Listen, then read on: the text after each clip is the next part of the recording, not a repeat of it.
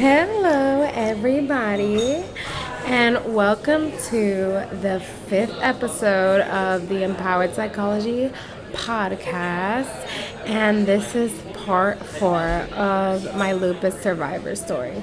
Empowered Psychology is an educational platform and community that gives a voice to those with visible and invisible illnesses with the hopes of empowering others to overcome adversity and create their dream lives. So yes, right now I am at this amazing coffee shop in the Woodlands. I am in the Woodlands today because I am going to be finishing an amazing interview that will air on Monday. This is a three-part interview of such an amazing story covering a very important topic. So I'm really excited about that. So yeah, I came out here to the Woodlands to conduct that interview, and I was like, you know what, let me check out what's going on in the Woodlands. First of all, it's gorgeous. And they have this really cute coffee place. Let me give y'all the name, just so I can, of course, give them credit where credit's due. Blue Door Coffee, yes. So, wow, amazing coffee. Wow, I always order oat milk latte. So I thought, you know what? I'm feeling very happy today, grateful. So why not film here at the coffee shop? Like, why not? I hope some of y'all don't mind the background noise, but honestly, I love coffee shops, and I love the vibe of coffee shops, so I don't mind. So yes, I'm gonna film here. So let's get started. So before I get into today's part of my story, I really just want to speak from my heart. First of all, I want to thank everyone who has supported Empowered Psychology. Y'all's messages and y'all's support means the absolute world to me, and just thank you for supporting my mission and my passion for empowered psychology. Also, thank you for listening to my story. Now let's talk about that. Sharing my story has been quite a journey. I love the fact that I just keep learning in this life. You'll never stop learning, and you think you've uncovered everything and every experience, but you really haven't.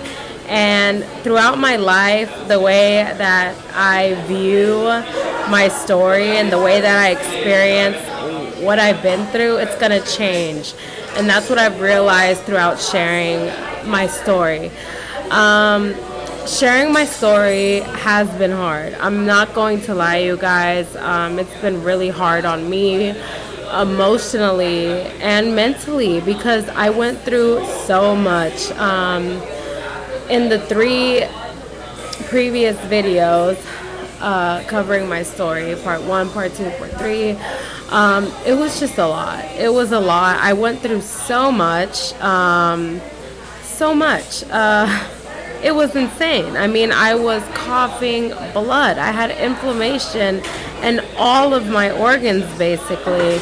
And I really did go through hell. And by the grace of God, I am here today. So yes, today, guys, I am feeling so just grateful and just filled with joy, filled with love, filled with hope at the fact that I survived all that I went through. So I really just want to emphasize on that before I get into what we're going to talk about today. Now, one more point that I want to make is that I was referring to all my lupus warriors and survivors as that. Lupus warriors and survivors, but I'm actually going to change that. We are lupus conquerors, okay? After telling my story, I realized like, wow, I'm not, I mean, I am a survivor, but more than that, I am a conqueror. So I really want us as a community to see ourselves as that, as conquerors of whatever it is that we're battling, whatever illness, whether physical or mental, we are conquerors. So that is my new phrase. And that is how I'm going to refer to myself and all the other people, as conquerors, because that's what we are. So I am done with the intro, and now let's get into part 4 of my lupus survivor story. So today I'm going to be talking about what happened after I left the hospital and the moment where I took control of my life again. This was really the moment where I took my power back, and what I'm about to share today is so powerful, so powerful. On February 18th, I was released from the hospital after being diagnosed with lupus nephritis stage 3, and my rheumatologist went over what the next 6 months of my life were going to look like, and then I was discharged from the hospital. And honestly, I'm gonna be honest, I was completely just numb. I would say my feelings were neutral. I wasn't happy or sad. I was neutral. I think this is normal looking back at it, because I had gone through just so much that it was just too much to process. So I made it back home, and I was being visited by, of course, a lot of family, a lot of friends. And I was resting because it was the 18th, and on the 24th, I knew that I was going to begin my very intense treatment. On February 24th, I began my treatment. So I'm going to go through my treatments, and I'm really, really sorry if I mess up the way that I pronounce these treatments, but guys, these words they're long, okay? So the first treatment was cyclophosphamide, which is a chemotherapy and an immunosuppressive drug that treats cancer but can also treat other illnesses, and in my case it treated my lupus. So I would get this treatment once a month. The next treatment I would get is methylprednisolone, so basically a steroid. And steroids can treat inflammation, severe allergies, flares of chronic illnesses, and many other medical problems. It can also decrease some symptoms of cancer. So I would get this treatment weekly. The next treatment that I was getting is called IVIG, which is intravenous immunoglobulin, and it is a product made up of antibodies that can be given intravenously, so through a vein. And antibodies are proteins that your body makes up to help you fight infections. I would get this monthly.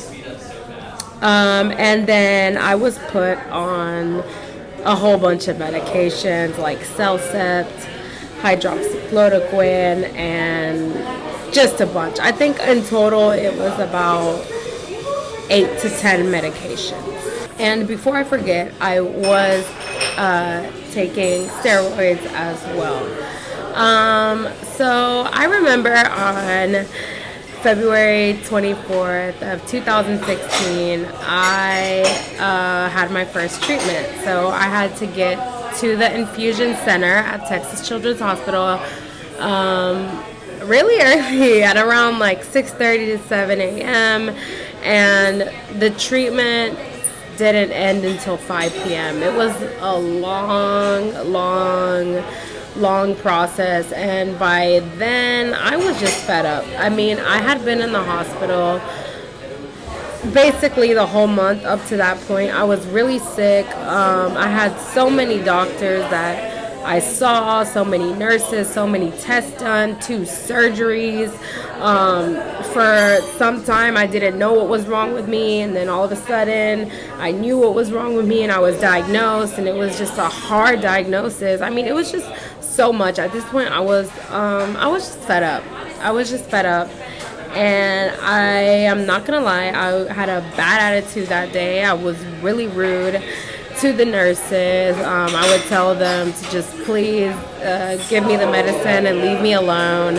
I was crying. I just was really upset. And I want to thank those amazing nurses who took care of me, because they were really understanding.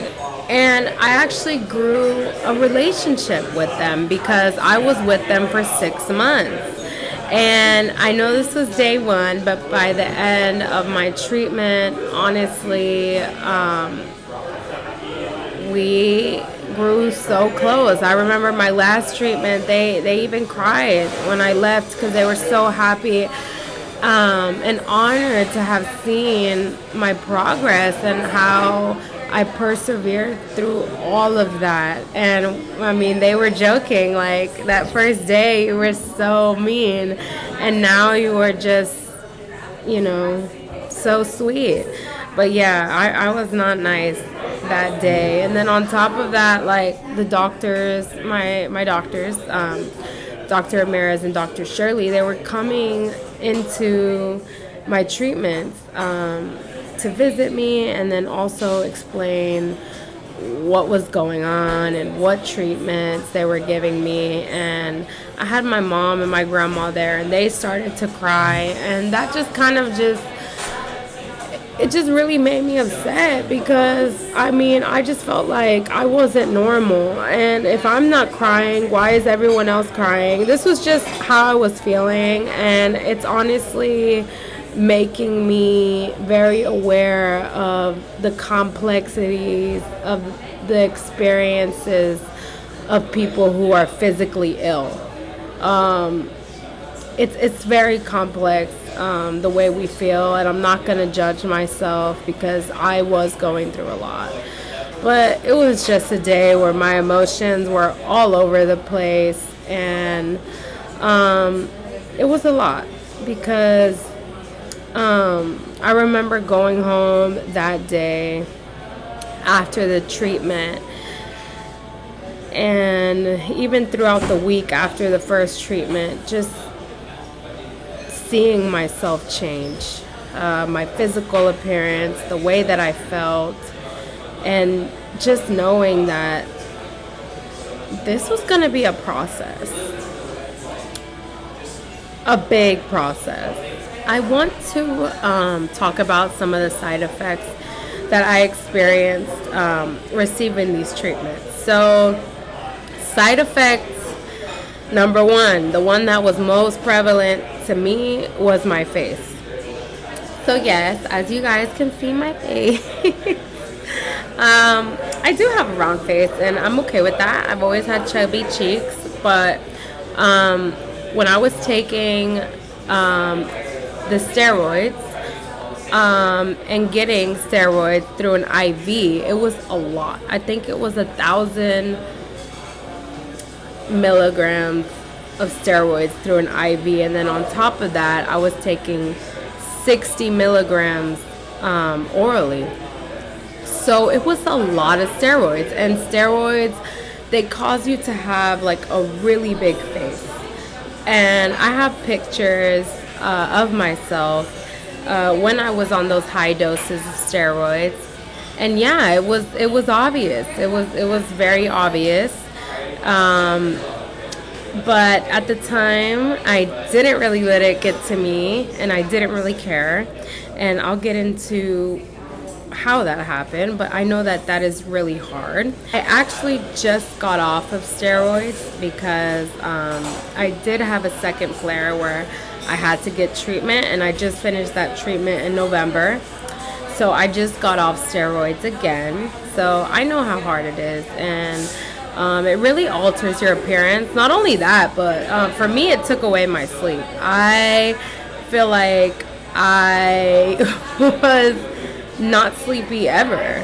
So it was really hard for me. Now, the second side effect, which has been a problem for me throughout both my lupus flares, was my hair. Of course, I was on chemotherapy, and unfortunately, lupus does cause hair loss as well. So I was experiencing just a lot of hair loss, and at this time, I lost so much hair. I lost so much hair. I barely had any hair. And it was hard. I mean, you don't realize how much your hair means to you, I could say, until you start to lose it, or until it starts to change, or it becomes very damaged. But in my case, my hair was just falling out, and it had fallen out so much that I didn't really have any hair. So that was really hard for me. I was also very pale, which honestly, I look back and it wasn't that much of a problem. But looking back, I mean, I was white, like white. So I was very pale, and I didn't go out in the sun much because the sun can cause lupus flares. So I wasn't in the sun at all, really. My mood was affected, of course. I had gone through a lot, and then with the medications and just trying to adjust to my new normal, it was a lot on me at the beginning. But as I get more into this part of my story, you'll see how I overcame that symptom. I was tired. It was a lot of medications, and causes you to feel tired. It puts a lot on your body, especially because it was immunosuppressive medications. And then also I was a little dizzy from from time to time as I was recuperating, getting my health back. So, those were some of the side effects that I experienced throughout these 6 months of treatment. So, after I finished treatment, it was just a lot. It was a lot. So I just resorted back to my neutral state, and I really just wanted to be alone. Honestly, I wanted to be alone at least for 2 days, because as much support as I was getting and as much love that I had, I just wanted to be alone. I had gone through so much, and I know that I keep saying that, but my lupus conquerors who are listening, or any conquerors of any illness, visible or invisible, y'all know that it's a lot to go through. So, yeah, I just wanted to be alone. February 24th, the first day of my treatment, was on a Friday. And that meant that I had 2 weeks to decide if I wanted to go back to school or not. And spring break was the cutoff for grades. So I had to decide fast if I wanted to go back to school or not. Timing here was super important because basically if I decided not to go to school during this time, and let's say I would have waited until after spring break to go back, well, I would have either had to go to summer school or repeat the 11th grade. So I had to decide fast in a matter of 2 days if I was going to go back or not. And one thing about me is I'm the type of person to do the best that I can with any situation that I have, because I want to look back and be like, whoa, okay, I did what was best for me in that moment and not have any regrets. And at this point, this illness had already taken so much from me This was the one thing that I could control. So I decided that on Monday I would go back to school. I went back to school, and honestly, I look back and I am just in awe with myself at how strong I was. I wasn't worried about what people were going to think about me. I wasn't thinking about, oh, what if this is the wrong decision or the right decision. I didn't care because, like I said, this was the one thing that I could control out of all the things that I was unable to control at that moment. So if anything, I felt very empowered and very happy to go back to school. And also, I was on a mission. I really had my eyes set on going to the University of Texas at Austin. And I wanted to do everything I could to make that possible. Now, a little context. My high school was very competitive. And so to get automatic admission to UT Austin, I think around that time I had to be like the top 6% of my high school. And I was in AP classes and I did have good grades, but I knew that going back to school, I wouldn't be able to hop into those AP classes, especially because it was the end of February and this is the time where we start preparing for the AP test, and I would have to catch up on way too much work to be ready for that test. So I knew that I was going to have to take regular classes. And unfortunately, regular classes and AP / pre-AP classes at my high school were on a different GPA scale. So this was going to impact my GPA and my ranking. And I knew this, but I was wise enough to know, okay, well, I literally almost died and something really bad happened to me. So that doesn't matter. If anything, it shows how resilient I am to keep going no matter what the circumstance is. So I felt really empowered in that decision, and I decided to go back to school. So I registered back into the school. My schedule was different, of course. I told them that I would be having to miss classes due to my treatments and my appointments. And at that time, I couldn't walk. Now, leaving the hospital, guys, I couldn't walk. I couldn't walk. After laying in a hospital bed for weeks, I lost a lot of muscle tone and my strength, and I was unable to do a lot of things. And also I had a lot of inflammation in my lungs, and yeah, I didn't have the stamina or capacity to do a lot of normal things that we take for granted, like walking, like taking your own shower. So yeah, I couldn't walk, so I did need a wheelchair to be able to go to school. Luckily, I had really supportive friends. Some people are still really close friends to this day, and everyone was just super kind, welcoming, and also appropriate. I really appreciate that.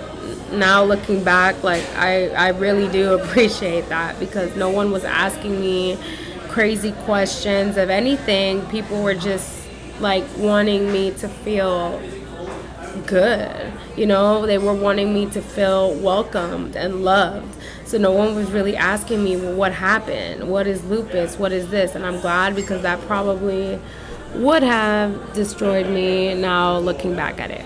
My friends and my teachers were really supportive, but honestly, the faculty at Dawson High School, I would have to say they were not as supportive.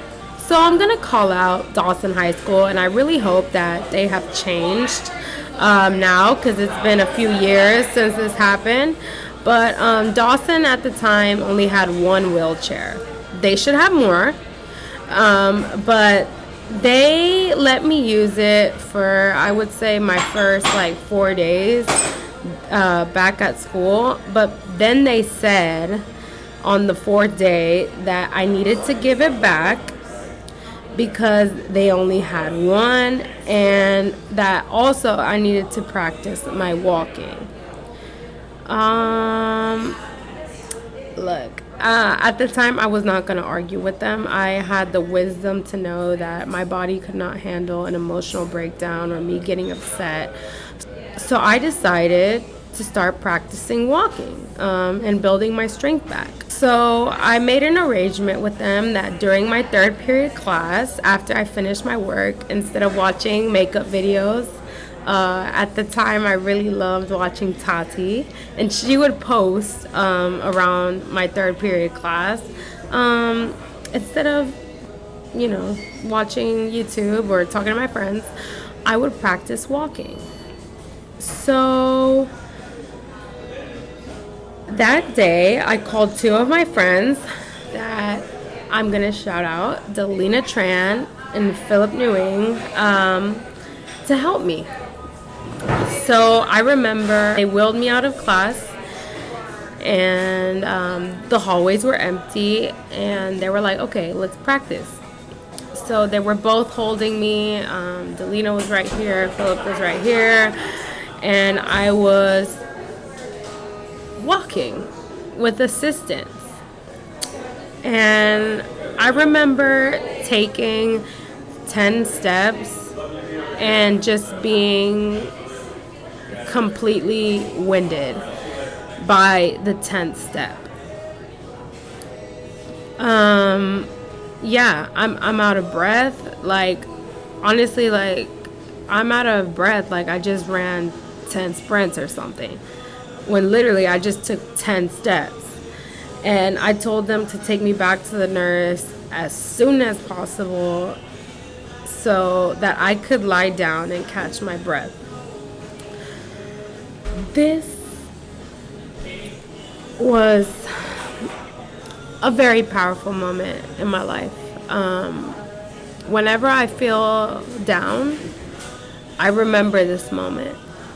And I make it back to the nurse, and of course, I'm just like, I'm so tired. Like, I practice walking, but I'm so tired, I need to lay down. They're like, of course.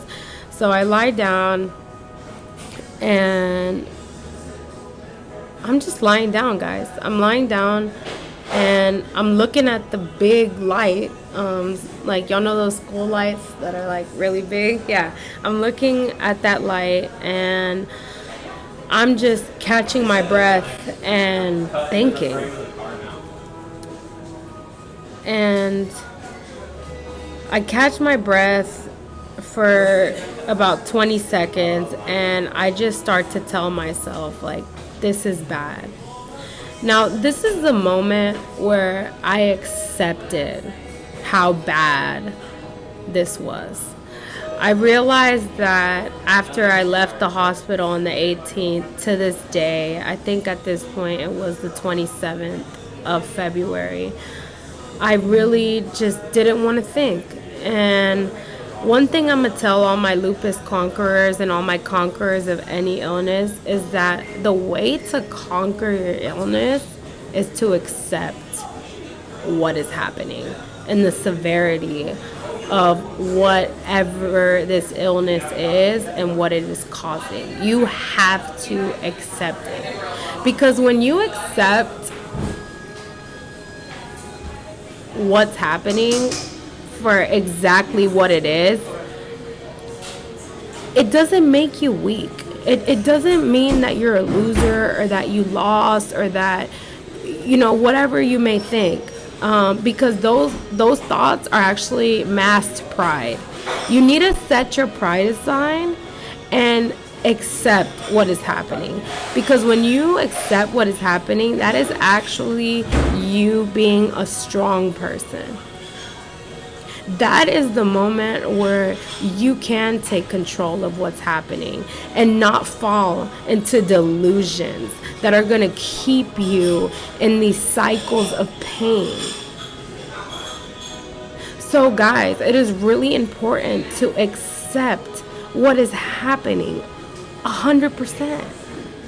Not 90%, not 99.9%, no, 100%, maybe even 110%. Accept how bad it is. Accept how it's destroyed your life. Accept how it can destroy your life even more. Accept it.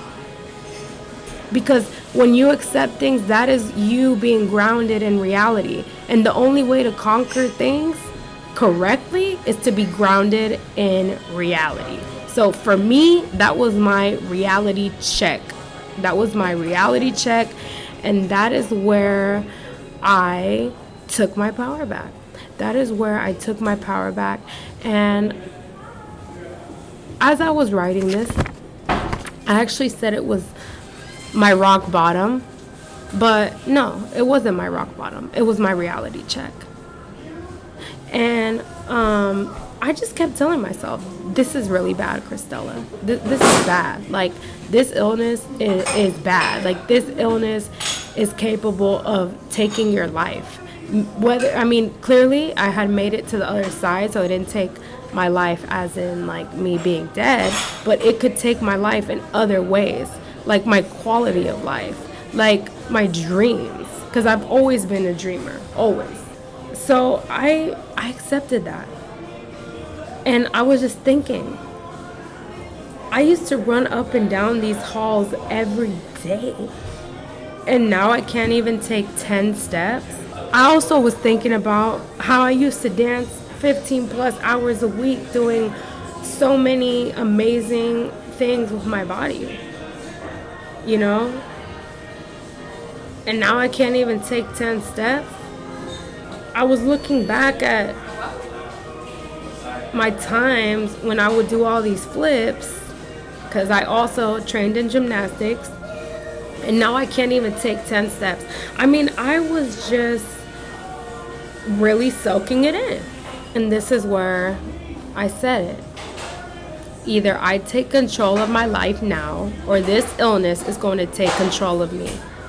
And one thing about me is that I do not and I will not lose. And that is not cockiness, guys. That is not arrogance.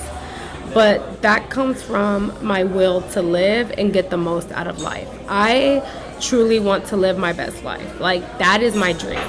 My dream is living my best life. And I knew in that moment that if I did not take control of this situation, that I would never be able to live my best life. I knew that I was willing to put up a big fight till the end, until I got into remission, which is what I did, and that is what I've done with both of my lupus flares. That's what happened. That's what happened. That's what I was thinking. And once I accepted that and let it marinate in my spirit and in my mind and my heart, I snapped back into reality with the new mindset, with the new power, with honestly the spirit and the fire of God in me. And I remember looking to my right and seeing my untouched water bottle.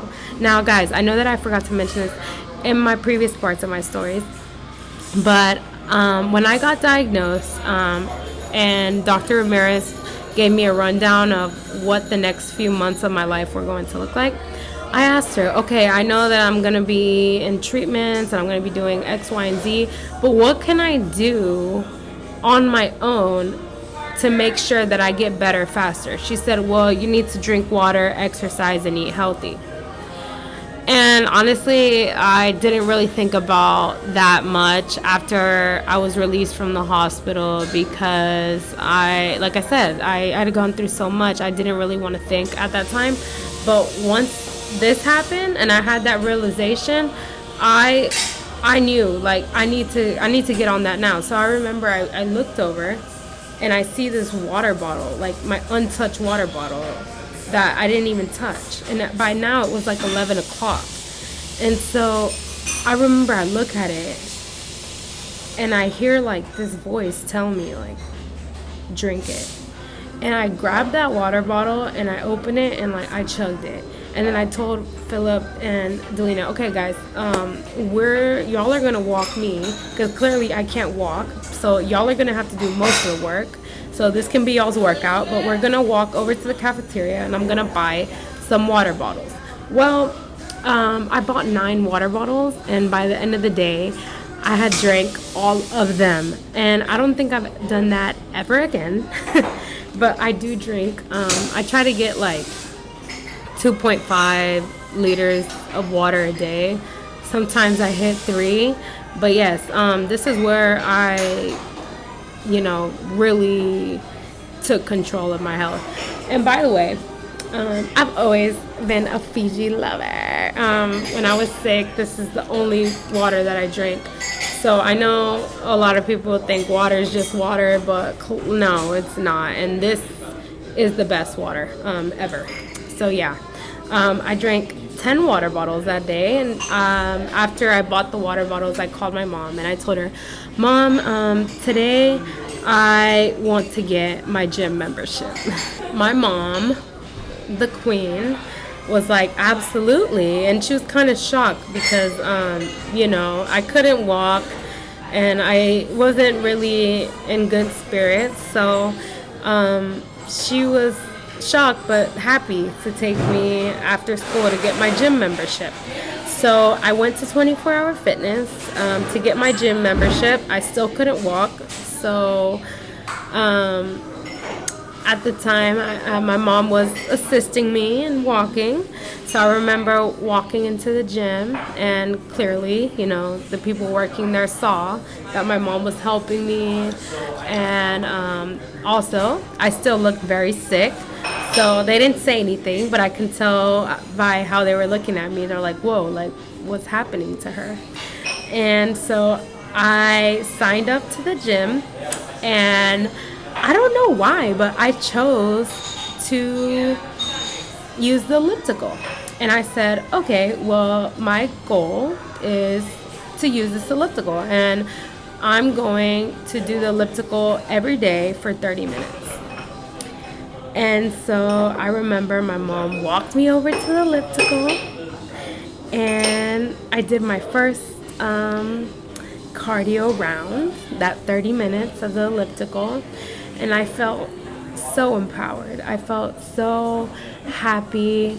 And I remember there was a few of my friends from school there. And they were just cheering me on, watching me on the elliptical.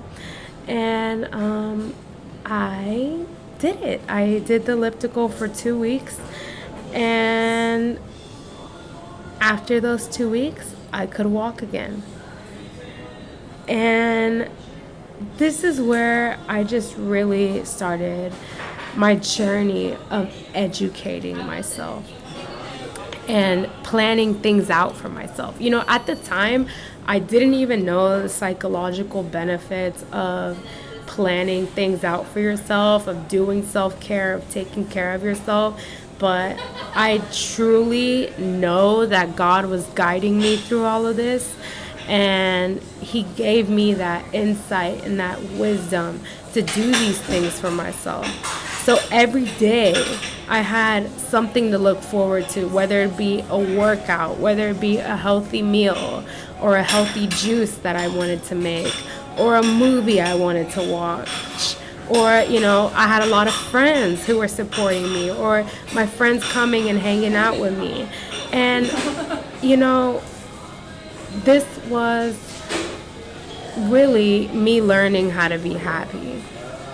So once I had that insight and that strength, which was through education, through fitness, through willpower, and through my desire to live, it was no stopping after that. I not only took control and conquered lupus, but I created a new life for myself that was going to help me even after I got into remission, and has been the very foundation for everything I have created and accomplished after that. I mean, I honestly, guys, like, I'm not gonna lie to y'all. I am amazed with myself.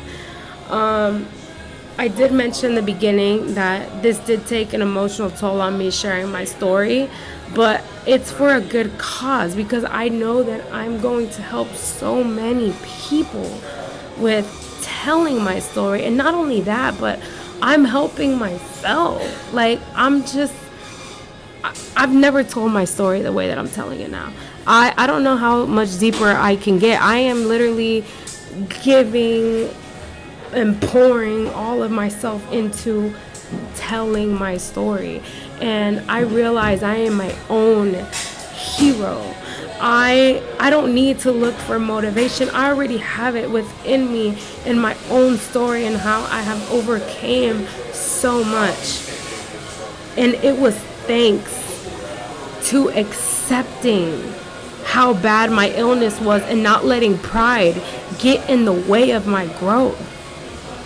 So I just want to thank God for giving me the opportunity and the wisdom to live and create a new life for myself that I didn't even know I needed.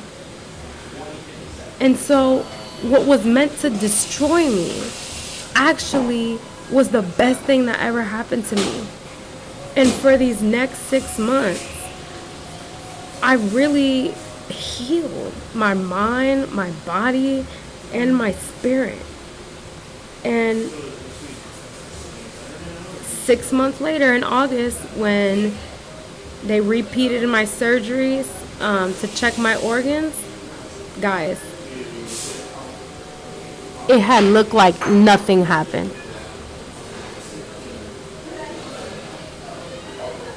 I was healed. I look, I've never told my story like this, like I said.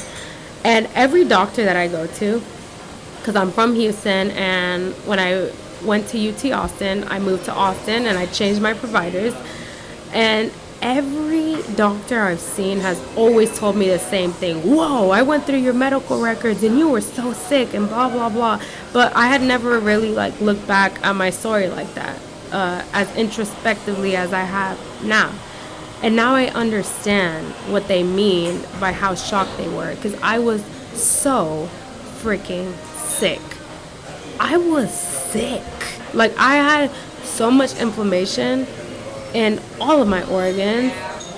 To see how beautifully I had healed, it was just amazing. My doctors that were taking care of me at Texas Children's were so proud of me and so amazed at how I had healed. I mean, guys, I truly believe medicine, of course, my treatment helped along the process tremendously, but my mind took my healing to the next level. And 6 months later, when I finished my last infusion and they did that surgery to check my organs, I was completely fine and in remission. And from then I started to wing off my medications, and I was in remission for a total of 5 years. I had no pains, no flares, no headaches, no worries, no nothing. It is possible to conquer this illness. And you need two things. One, you do need the proper medical treatment and education about your illness. But two, you also need the right mindset, and you need yourself. You need yourself. Because a lot of y'all may have all the support in the world, but what is that gonna do if you don't have your own support from yourself? It's not gonna do anything. So you need to love yourself through this process and fight for yourself as well. I shared a lot in this part of my story, and guys, we are conquerors, and I am honored to be sharing my story. I am very proud of myself for being vulnerable and going so deep in telling my story, because I know that it has been healing for me, and it's going to empower other people to do the same for themselves. So, guys, thank you so much for watching part 4 of my lupus survivor story. And I will see you guys in the next one. Okay? Have a blessed day. Enjoy yourself. Do something for yourself. Like you see right now, I'm having my favorite coffee at this amazing coffee shop. And yes, I will see you guys in the next one. Love y'all. Bye.